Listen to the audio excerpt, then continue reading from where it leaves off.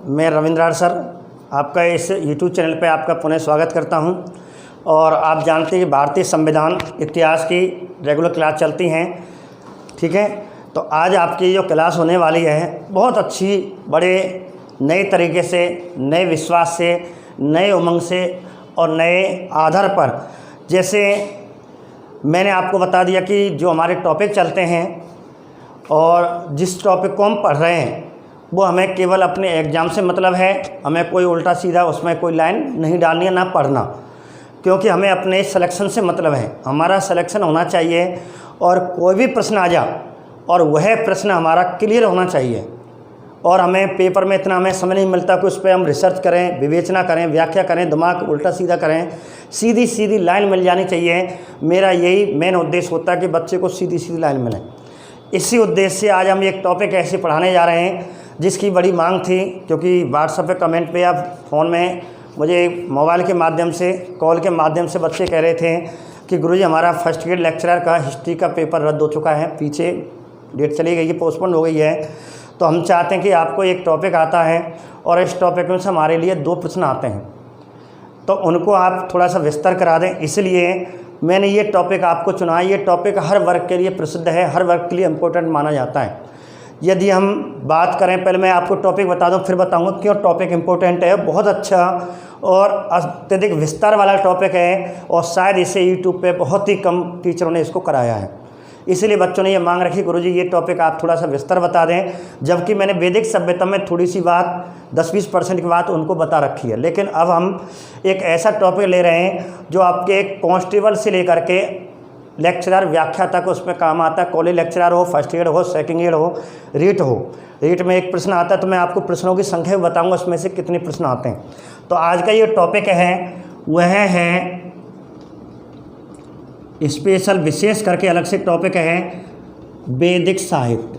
जबकि हमने वैदिक साहित्य की बात 2-3 बार आपको टॉपिकों में कर चुकी है, सामान्य परिचय में कर चुकी है, लेकिन यहाँ हम एक तरह के साहित्य पढ़ाएंगे, वैदिक साहित्य पढ़ाएंगे। अब मैं ये टॉपिक जो पढ़ाने जा रहा हूँ, क्यों पढ़ा रहा हूँ? क्योंकि 100% प्रश्न लगभग फर्स्ट ईयर में तो आना ही है। तो मैं इनकी संख्या बता दूँ। फर्स्ट ईयर का एग्ज़ाम होगा संस्कृत डिपार्टमेंट का, हिस्ट्री का, उसमें से 2 प्रश्न आएंगे, इसमें से पक्का है 100%। दूसरा, यदि सेकेंड की जो बच्चे तैयारी कर रहे हैं, एसएसटी वाले तैयारी कर रहे हैं और आगे भर्तियाँ आने वाली हैं, इस साल तो नहीं, अगले साल जब भी आएंगे, तो ये टॉपिक होता है। उसमें से आपको, इसमें से आपको विशेष करके मैं आपको बता दूं, लगभग 2 क्वेश्चन उनके लिए आते हैं। एक बात। तीसरा जो टॉपिक है एसएस में आपको, और थर्ड ग्रेड वाले, रीट वाले, उनमें से 1 प्रश्न आता है और विशेष करके उपनिषद में से आएगा। इसी का एक पार्ट है, चौथा पार्ट है उपनिषद में से। ऐसे पटवार और आपका कांस्टेबल, उनको भी उपनिषद में से टॉपिक आता है। तो 1-1 प्रश्न तो उनके लिए आएंगे। रीट वालों के लिए 1 प्रश्न आएगा, पटवार का 1 प्रश्न, पुलिस का 1 प्रश्न, रीट का 1 प्रश्न, सेकंड ग्रेड में 2 क्वेश्चन और लगभग फर्स्ट ग्रेड में 2 या 3 प्रश्न आएंगे। इसलिए इम्पोर्टेंट क्वेश्चन होता है। और हर पेपर उठा के देख लेना आप, जब आप अनुभव करोगे हाँ सर ने सही कहा था और हमने ये क्वेश्चन यहाँ देखा, ठीक है। तो आज इस टॉपिक को हम लेके चल रहे हैं। तो टॉपिक है वैदिक साहित्य। थोड़ा टफ टॉपिक है, लेकिन आपको बड़ी शालीनता से पढ़ना है, बड़ी सरल रूप में पढ़ना है इसको। तो ठीक है, चालू करें। वैदिक साहित्य। अब है क्या वैदिक साहित्य? क्या होता है वैदिक साहित्य? वैदिक साहित्य का मतलब है वैदिक इतिहास, वैदिक सभ्यता के बारे में जानकारी। जो ग्रंथ देते हैं वैदिक सभ्यता के बारे में जानकारी का मुख्य स्रोत वैदिक साहित्य कहलाता है। अर्थात जिससे हमें वैदिक सभ्यता, वैदिक काल की पूरी संपूर्ण जानकारी मिलती है, उन्हें हम वैदिक साहित्य कहते हैं, ठीक है। एक बात। तो वैदिक साहित्य, तो इनका मुख्य स्रोत हो गए वैदिक साहित्य, मुख्य स्रोत हो गए वैदिक इतिहास का, वैदिक सभ्यता को जानकारी का मुख्य स्रोत, वैदिक सभ्यता की जानकारी का मुख्य स्रोत। इसी प्रकार आपको लिखना है, ठीक है। क्वेश्चन आ जाए वैदिक सभ्यता की जानकारी का मुख्य स्रोत क्या है, तो आपको आंसर आएगा वैदिक साहित्य। एक बात। अब दूसरी बात, वैदिक साहित्यों की रचना करने वाले कौन थे? तो ऋषि मुनि आते हैं। आपको जो एग्जाम में विशेष करके जो क्वेश्चन देता है, वैदिक साहित्यों की रचना आर्यों ने की। कुछ इसमें ऋषि थे। दृष्टा, वेद मंत्रों का रचयिता दृष्टा कहलाता है। ठीक है, विदुषी जो महिला होती है, शिक्षित महिला होती है, वो ऋचा, वो आपको, ठीक है, ऋषि कहलाती है। ऋचा वेद मंत्रों, जो वेद के मंत्र या श्लोक होते हैं उन्हें ऋचा कहते हैं। 3 शब्द हैं, व्याख्या बहुत से नहीं जानते, मैं आपको थोड़ा सा व्याख्या बता दूं। एक शब्द आता है दृष्टा, एक आता है ऋचा, एक आता है ऋषि। ये 3 शब्द हैं। दृष्टा वेद मंत्रों के रचयिता, जो वेद की एक वेद की रचना की उसका रचयिता दृष्टा कहलाता है। ऋषि, इसके 2 अर्थ हैं। ऋषि एक अर्थ तो है विदुषी, जो शिक्षित महिला है। वैदिक काल के जो शिक्षित महिलाएं थीं, कन्याएं थीं, उन्हें हम ऋषि कहा जाता है। एक ऋषि का अर्थ है वेदों को, जो वेद के मंत्र हैं उनकी व्याख्या एक सटीक तरीके से करने वाले विद्वान ऋषि कहलाते हैं।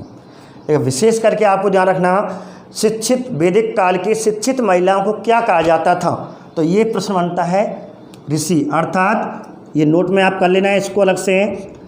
वैदिक काल की शिक्षित या पढ़ी लिखी महिलाएं, शिक्षित महिलाओं को अर्थात विदुषी महिलाओं को विशेष करके ऋषि के नाम से बताया गया है। ठीक है, और ऋषि का एक सामान्य अर्थ होता है वर्तमान में कि वेद मंत्रों की पूर्णतः सरल रूप में व्याख्या करने वाले ऋषि कहलाते हैं। एक बात, ऋचा किसे कहते हैं? वेद मंत्रों के श्लोकों को, या वेद मंत्र के श्लोकों या वेद के मंत्रों के जो श्लोक होते हैं या मंत्र होते हैं उन्हें हम ऋचा कहते हैं। दृष्टा किसे कहते हैं? वेद मंत्रों के रचयिता। वेद मंत्र, वेद का रचयिता तो अपरोक्ष है, लेकिन वेद के मंत्रों का रचयिता क्या कहलाता है? दृष्टा कहलाता है। इसलिए आपको ये 3 शब्द ध्यान रखने हैं। तो हम बात कर रहे थे आर्य। तो वैदिक साहित्य की जो रचना है, अर्थात वैदिक साहित्य का जो दृष्टा है, वैदिक साहित्य में जो ज्ञाता है, रचयिता है, वो आर्यों को माना गया है। एक बात। दूसरी बात, वैदिक साहित्य,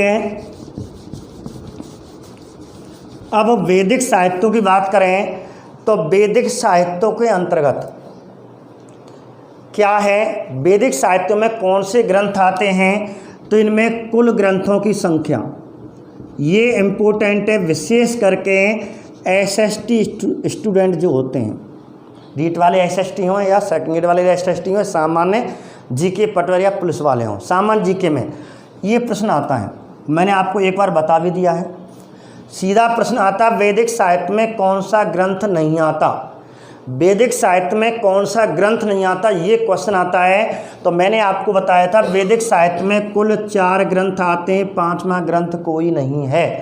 हाँ, 9th क्लास में थोड़ा वेदांग लिखा हुआ है, वो गलत लाइनें ध्यान रखना, मिसप्रिंट हो गई है। तो आपको कंपटीशन से मतलब है, एक किताब से कभी भी रेट नहीं लगाई जाती। अनेक किताबों को एक विशेष करके कमेटी बैठाई जाती है, उस पर निर्णय लिया जाता है। इसलिए आपको ध्यान रखना, वैदिक साहित्य के केवल 4 ग्रंथ हैं। तो कुल ग्रंथ कितने हैं? 4। और ये 4 क्रम से हो रहे हैं, आपको हमेशा क्रम से याद करना है। तो वैदिक साहित्य का पहला ग्रंथ, वैदिक साहित्य का अंतिम ग्रंथ। तो वैदिक साहित्य का जो पहला ग्रंथ है वह संहिता है, एक बात। दूसरा जो ग्रंथ है वह है ब्राह्मण है, ठीक है। जो तीसरा है वह आपका आरण्यक है।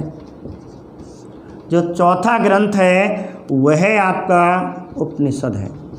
इन चारों को सम्मिलित रूप से वैदिक साहित्य कहा जाता है, एक बात, ठीक है। समझ में आ गया? चारों को, केवल 4 है, 5वां तो है नहीं, भूल ही जाओ।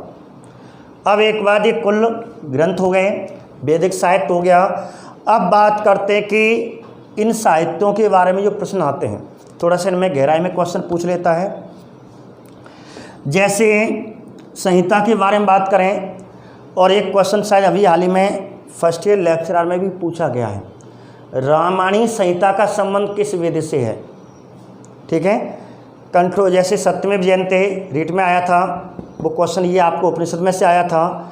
और एक वनों की देवी, जंगल की देवी किसे कहते हैं? अरण्यानी कहते हैं, वो एक बार क्वेश्चन आया था। एक बार क्वेश्चन आपको एसएस में आया था, वेदों का अंतिम भाग किस में लिखा हुआ है? उपनिषदों में लिखा हुआ है। तो ऐसे प्रश्न आते हैं, इन्हीं प्रश्नों को लेकर के हम चारों टॉपिकों को विस्तार से पढ़ने वाले हैं। और सर्वाधिक जो इम्पोर्टेंट है इसमें उपनिषद है। 100% प्रश्न आता है, छोटे लेवल से हाई लेवल में कोई सा प्रश्न हो, हमेशा प्रश्न पूछा जाएगा। ठीक है, तो बात करें आगे। तो आज हम बात करते हैं पहले संहिता की। संहिता की बात करते हैं क्रम से। ठीक है, तो ये आपका सामान्य परिचय है। तो मैं आपको रिवीजन कर रहा हूँ। इन चारों की व्याख्या करने से पहले आपको बता दूं कि वैदिक साहित्य क्या होते हैं। वैदिक सभ्यता की जानकारी के जो मुख्य स्रोत होते हैं वो वैदिक साहित्य कहलाते हैं। इनकी रचना करने वाले आर्य थे और इनमें मुख्यतः 4 ग्रंथ आते हैं, संहिता, ब्राह्मण, आरण्यक और उपनिषद। दूसरी बात और आपको बता दूँ कि वैदिक साहित्यों को एक नाम और दिया जाता है। वैदिक साहित्यों क्या कहा जाता है? वैदिक साहित्यों को श्रुति साहित्य भी कहते हैं।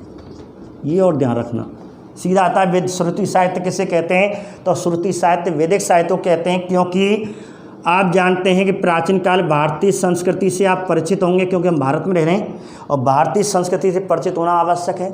इसलिए वैदिक सभ्यता पढ़ाई जाती है। हमारी सबसे बड़ी, सबसे पवित्र जो धर्म था वो वैदिक धर्म था। भारतीय सनातन धर्म सबसे पवित्र धर्म, विश्व का सबसे पवित्र धर्म माना जाता है सनातन धर्म, हिंदू धर्म, वैदिक धर्म। तो आप जानते हैं कि प्राचीन काल में, आपने रामायण भी देखी होगी, इसमें भी दिखाया गया है कि प्राचीन काल में गुरुकुल चला करते थे। जो हमारे दृष्टा थे, ऋषि थे, ऋषि कन्याएं थीं, एक गुरुकुल में, एक जंगल में शांत वातावरण में रहते थे और वहाँ कुटिया बना करके गुरुकुल चलाते थे। वहाँ ब्राह्मण, क्षत्रिय, वैश्य लोग पढ़ने आया करते थे। वैदिक शिक्षा पद्धति थी। तो वहाँ पे कहते हैं कि गुरुजी एक वृक्ष के नीचे बैठ जाते थे, शिष्य सामने बैठते थे। अब गुरुजी जो शिक्षा देते थे, जो वैदिक शिक्षा जिसे कहते हैं, वो बोल करके, अर्थात बोलते थे, एक एक श्लोक की व्याख्या करते थे, एक एक तत्व की, एक एक कारक की व्याख्या करते थे। आत्मा क्या होता है, ईश्वर क्या होता है, दुख क्या होता है, सुख क्या होता है, धर्म अधर्म क्या होता है, उसकी व्याख्या देते थे। तो वो बोलते थे। अब शिक्षक क्या करते थे? सुनते थे आराम से। ब्रह्मचर्य आश्रम में आपने देखा होगा, गुरुकुल में गणेश जनेऊ धारण करके चुटिया सी लगा हुए बच्चे बैठे हुए हैं। रामायण में भी दिखाया गया चारों भाइयों के लिए, आपको महाभारत में भी दिखाया गया, गुरुकुल पद्धति दिखाई गई है। तो ऐसे श्री कृष्ण भगवान कृष्ण लीला में भी दिखाई गई, संदीप ने आश्रम के में और गुरुजी के सामने बैठ करके अध्ययन करते थे। तो इस प्रकार वो बोलते थे, गुरुजी बोलते थे और शिष्य क्या करते थे? सुनते थे। तो सुना, ये विशेषता बता रहा हूँ किसकी? वैदिक साहित्य की विशेषता। कि वैदिक साहित्य जो श्रुति साहित्य थे उनको श्रुति साहित्य क्यों कहते हैं? कि इनको बोला जाता था, इनको सुना जाता था, लेकिन ध्यान रखना इनको लिखा नहीं जाता था। सबसे इम्पोर्टेंट विशेषता, श्रुति साहित्य का मतलब होता है वैदिक साहित्य, अर्थात वैदिक साहित्य को श्रुति साहित्य कहते हैं, क्योंकि इनको बोला जाता था, इनको सुना जाता था, लेकिन लिखा, आपने देखा होगा रामायण में कभी उनके हाथ में कोई बुक नहीं लगी हुई है, कुछ नहीं था, सीधे बैठते थे। गुरुजी, हमारे ऋषि मुनि जी बोलते थे और शिष्य सुनते थे और इस प्रकार उसका मनन करते थे। मनन की, लिखित की जगह पर उनका मनन है, उनका मनन करते थे, स्मरण करते थे और इस प्रकार शिक्षा दी जाती थी। तो इसलिए इन्हें वैदिक साहित्य को श्रुति साहित्य भी कहा जाता है। तो ये संहिता है, बाद में इनका ये संकलन हुआ पीछे, लेकिन इनको पहले अपने मुंह से बोला जाता था, सुना जाता था, बस एक दूसरे को बोल दिया, सुन दिया, बोल दिया, सुन दिया, और इस प्रकार नित्य प्रति ये कहते हैं स्वरचित हुए और आगे जाकर के इनका संकलन किया गया था अनेक ऋषियों के माध्यम से, उन्हें वैदिक साहित्य कहते हैं। अब हम सबसे पहले बात करते हैं संहिता की। ठीक है, तो अगला टॉपिक डालें संहिता। बहुत अच्छा प्रश्न है, क्योंकि अभी फर्स्ट ग्रेड को जो एग्ज़ाम हुआ है हिंदी विभाग में, संस्कृत विभाग का तो अभी एग्ज़ाम नहीं हुआ है। तो इसलिए मैं कहना चाहता हूँ जो विद्यार्थी फर्स्ट के लेक्चरर का पेपर दे रहे हैं संस्कृत डिपार्टमेंट में, इस वीडियो को 100% देख के जाएँ, याद करके जाएँ, लिखें और 100% आपको 2 प्रश्न मिलेंगे, ये गारंटी मैं आपको दे रहा हूँ। 100% ध्यान रखें।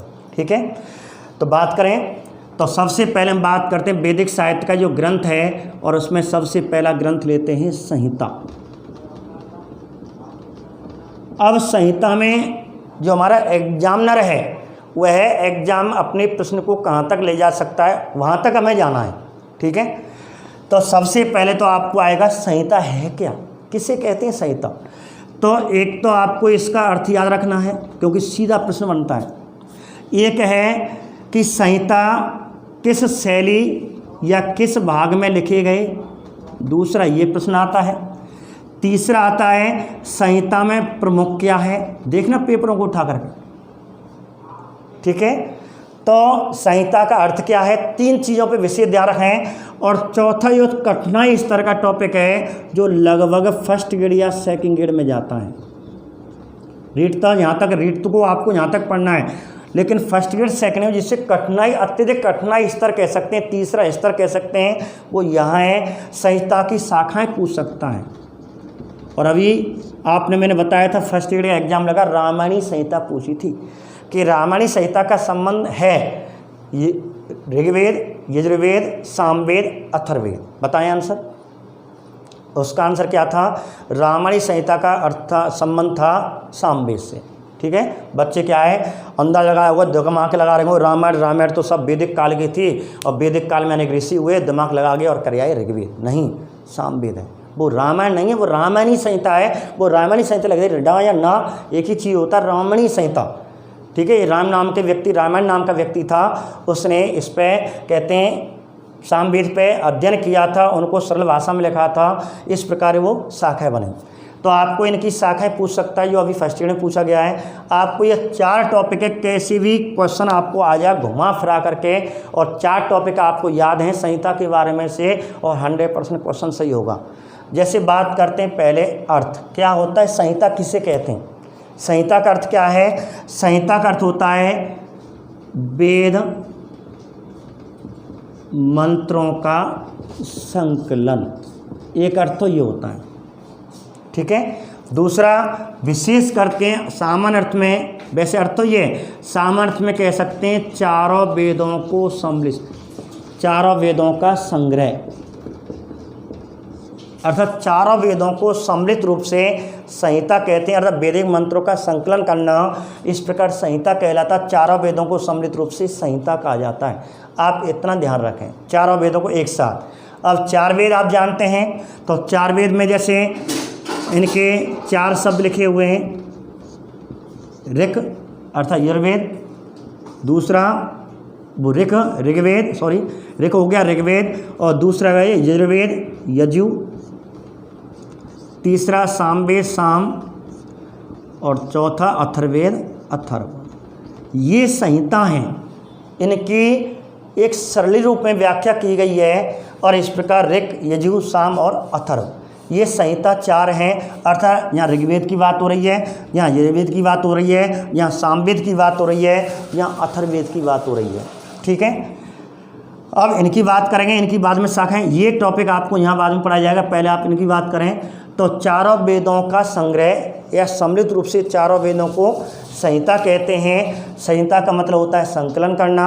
दूसरी बात है शैली, कौन सी शैली में इनका संकलन, इनकी व्याख्या की गई है, इन्हें वेदों को, श्लोकों को सरल भाषा में बताया गया है, विवेचना की गई है।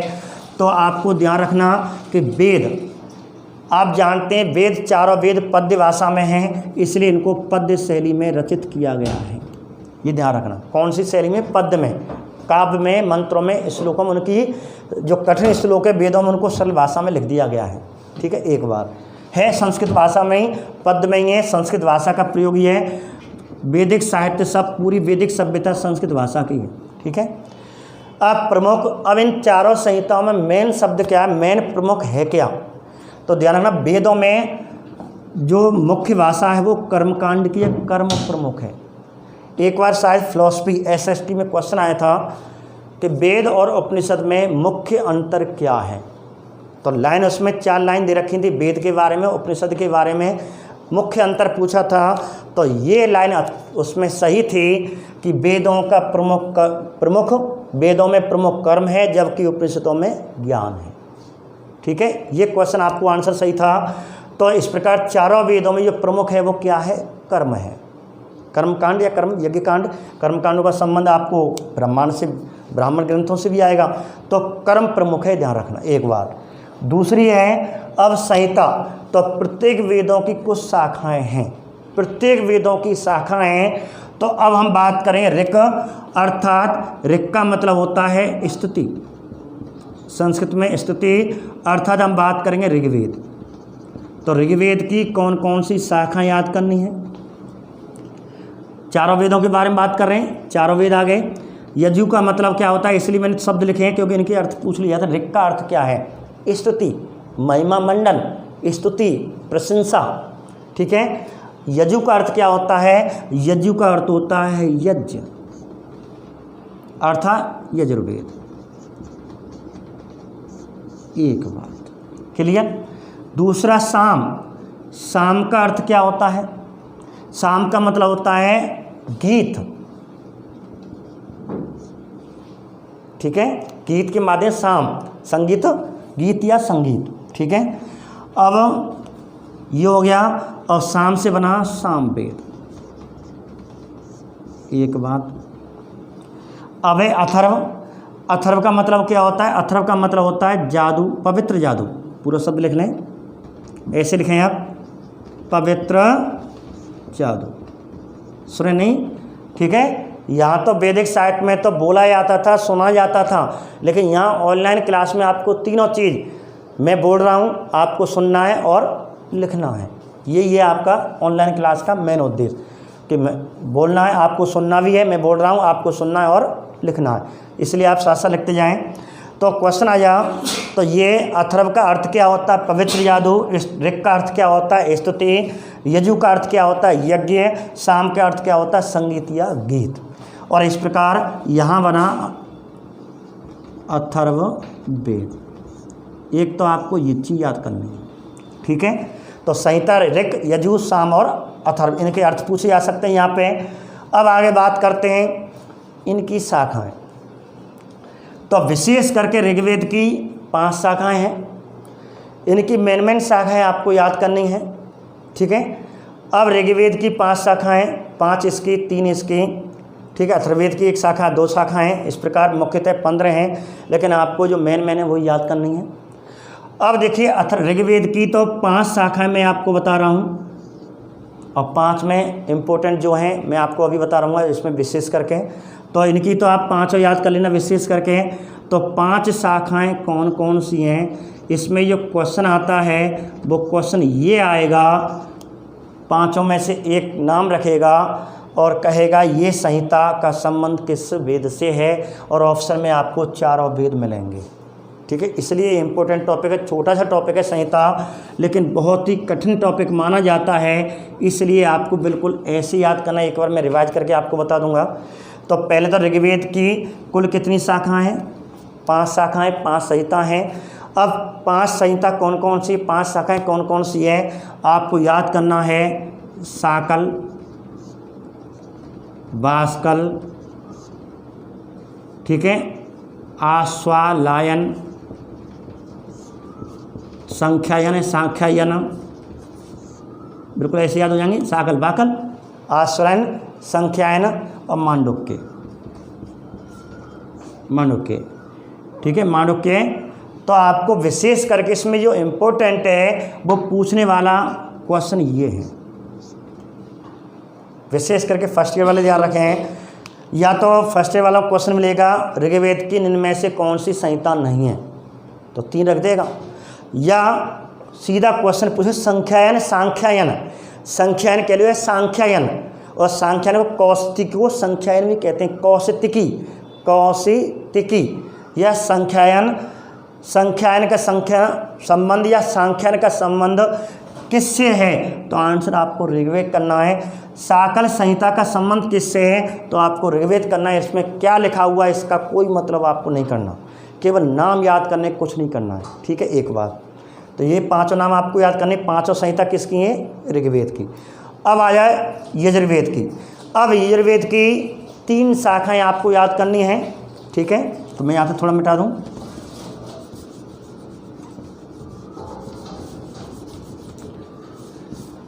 अब आप जानते हैं इनकी शाखाएं बताने से पहले मैं आपको एक गूढ़ रहस्य का प्रश्न बता रहा हूँ। मैंने जब आपको 4 वेदों का परिचय बताया था पिछली वीडियो में, तो एकमात्र ऐसा वेद जो गद्य और पद्य दोनों में लिखा हुआ है, गद्य और पद्य, वो कौन सा है, यजुर्वेद। ठीक है, तो ये ध्यान रखना, गद्य और पद्य में लिखा हुआ है, इसलिए यजुर्वेद की मुख्यतः 2 शाखाएं पहली हैं, पहले 2 शाखाएं फिर इनकी उपशाखाओं में बांटेंगे।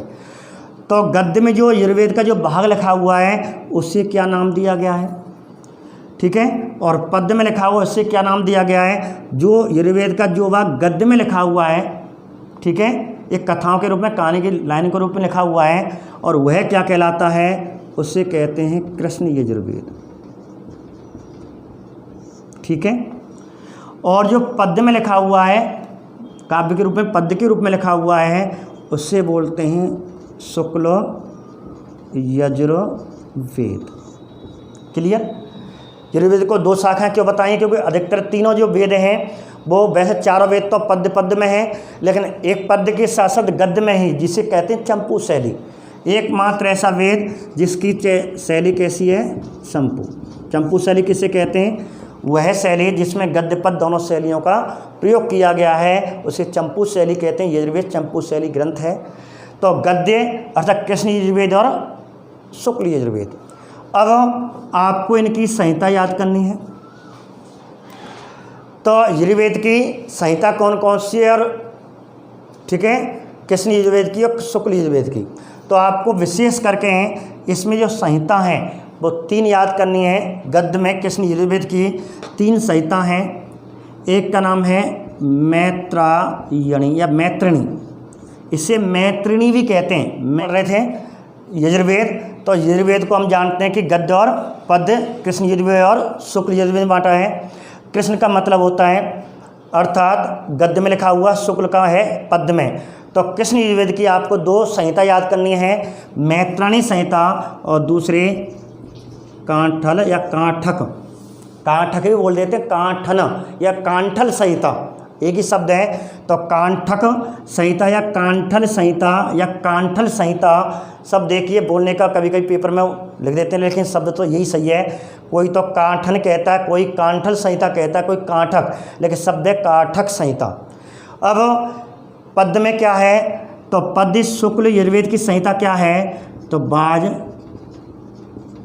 स्नेही संहिता, ये आपको ध्यान रखना है। तो शायद ये प्रश्न आपको आ सकता है, वासजनयी संहिता का संबंध किस वेद से है, तो यजुर्वेद। यदि आपको थोड़ा गहराई में दे दिया शुक्ल यजुर्वेद, क्योंकि फर्स्ट ईयर लेक्चर में शायद एक क्वेश्चन आया था, उसमें 4 वेद दे रखी थी एक साइड में संहिता दे रखी थी, और सुमिलित करने के लिए आया था कि निम्न में से असुमिलित है। तो इसमें क्या लिख रखा था कि वाजन सैनी संहिता, और यहाँ वेद दे रखे थे। तो यजुर्वेद की जगह पे जैसे ऋग्वेद, आपको कृष्ण यजुर्वेद, फिर सामवेद और अथर्ववेद।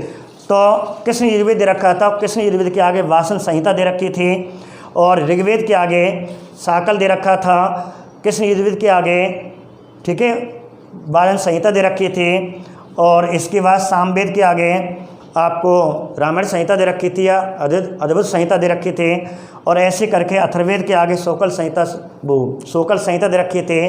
तो इसमें जो गलती थी, बहुत सटीक छोटी सी गलती थी, वो ये थी, वाजन संहिता कृष्ण नहीं है, वाजन संहिता शुक्ल है, इसलिए ध्यान रखना। अब मैंने आपको बताया इनमें कोई व्याख्या नहीं है, केवल आपको नाम याद रखना है, लेकिन आपको ध्यान रखना इनमें दोनों में व्याख्या है, इनकी कोई मतलब नहीं, कोई कुछ नहीं पूछेगा, लेकिन इसमें आपका प्रश्न बनता है, बहुत बढ़िया प्रश्न बनता है, मैत्रायणी और काठक संहिता में। जिसे किताबों में कांठल संहिता दे रखा है, तो क्वेश्चन क्या बनता है मैं आपको यहाँ बता दूँ। एक तो है काठक संहिता या कांठल संहिता, और एक है मैत्रायणी संहिता। मैत्रायणी या मैत्रिणी भी है संहिता, ठीक है। इन 2 संहिता के बारे में आपको बता रहा हूँ।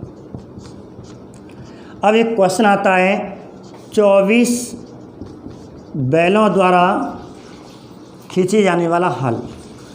बहुत बढ़िया प्रश्न है कि 24 बैलों द्वारा खींची जाने वाला, अर्थात एक हल है जिसमें 24 बैल लगे हुए हैं, 24 बैल का एक मात्र, जबकि हमारे अधिकतर हलों में 2 बैल या 1 जो भी है, 1 या 2 या 3 जो भी हैं अधिकतम लगते हैं, लेकिन इसमें कितने लग रहे हैं, 24 बैल लगने। तो 24 बैलों द्वारा खींची जाने वाले हल का उल्लेख कौन से संहिता में, काठक संहिता। काठक संहिता का संबंध किस वेद से है, कृष्ण यजुर्वेद से है, ठीक है। एक बात, अब केवल एक ही उदाहरण है इसमें, मैत्रेयी संहिता में बहुत अच्छा प्रश्न बनता है।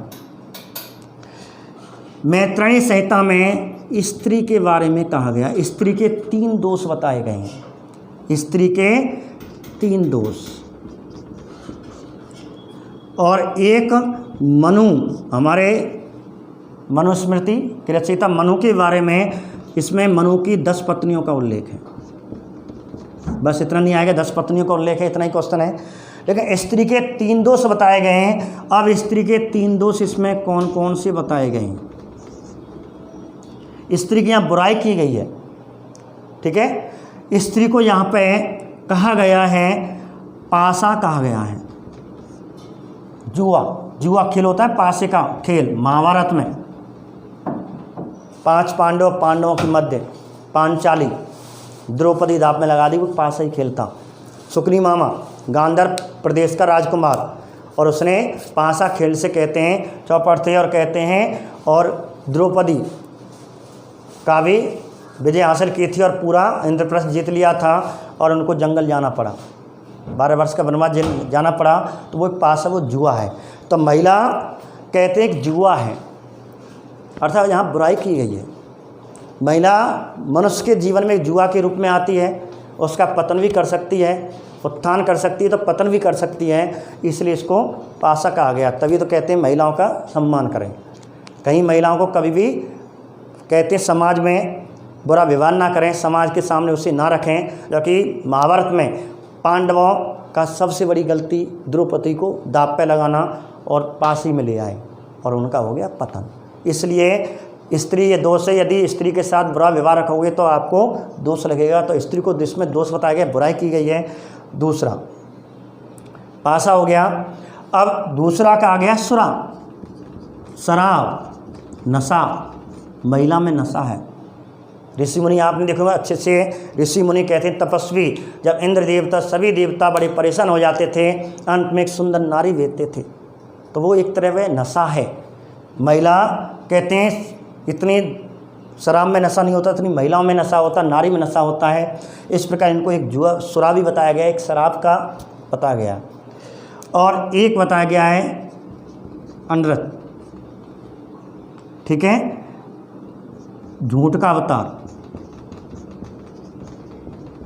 इन्हें झूठ का अवतार बताया गया, अनृत अर्थात झूठ का अवतार कहा गया।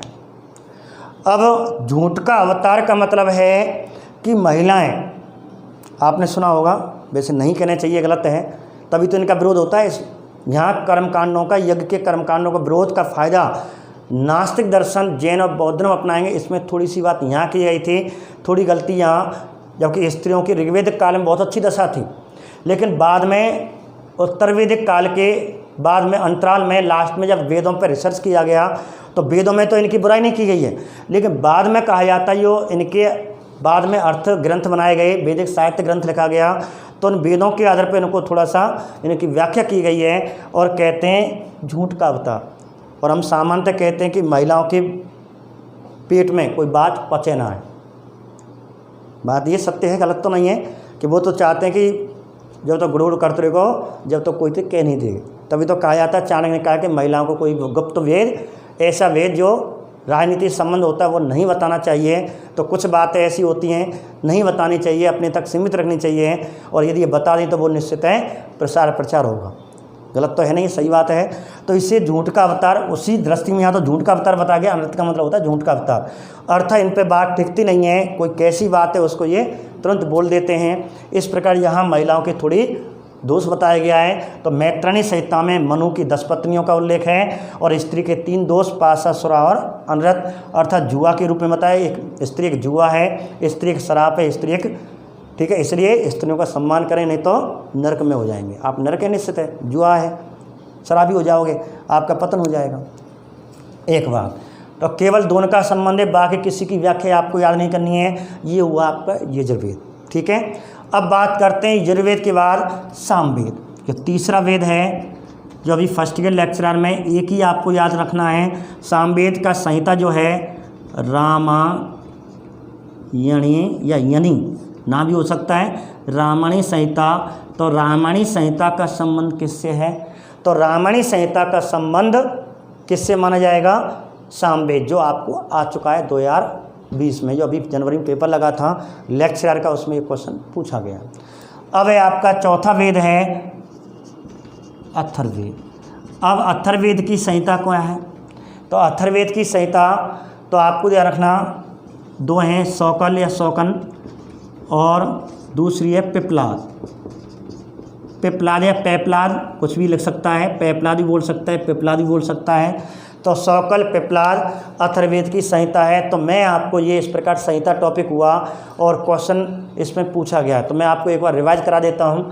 संहिता हम पढ़ रहे हैं। दूसरा जो आपका सामान्य है, संहिता का अर्थ होता है चारों वेदों का संकलय, जो कि पद्य संस्कृत भाषा में लिखे गए हैं। इनमें संहिता का जो प्रमुख कर्म है, प्रमुख जो विषय है वो कर्म है। और ये कहते हैं प्रत्येक वेदों की कुछ शाखाएं, कुछ संहिताएं दे रखी हैं। इस प्रकार ऋग्वेद की मुख्यतः 5 शाखाएं होती हैं, शाकल, वास्कल, आश्वन, संख्यायन और मांडुक्य। केवल नाम याद रखने हैं, विशेष करके संख्यायन और शाकल का संबंध आपको याद रखना है, ऋग्वेद से है।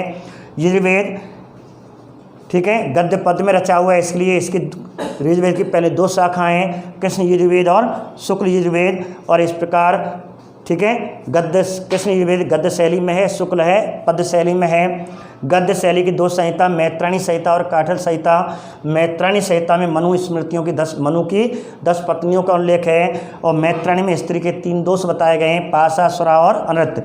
पाशा का मतलब जुआ, सुरा का मतलब शराब, और अनृत का मतलब झूठ का अवतार माना गया है स्त्री को। दूसरी बात, काठल संहिता में 24 बैलों के द्वारा खींचा जाने वाले एक हल्का उल्लेख है। और वाजन संहिता बहुत अच्छा क्वेश्चन बनता है। वाजन संहिता का संबंध किस वेद से है? तो शुक्ल यजुर्वेद से आएगा, जो कि पद्य शैली में रचित है। दूसरा, रामायणी संहिता का संबंध किस वेद से? सामवेद से है। शौकल और पिपलाद संहिता का संबंध किससे है? अथर्ववेद से। इस प्रकार अब हमने इस वीडियो में आपको वैदिक सभ्यता का सामान्य रूपरेखा के बारे में, आपको संहिता के बारे में पढ़ाया।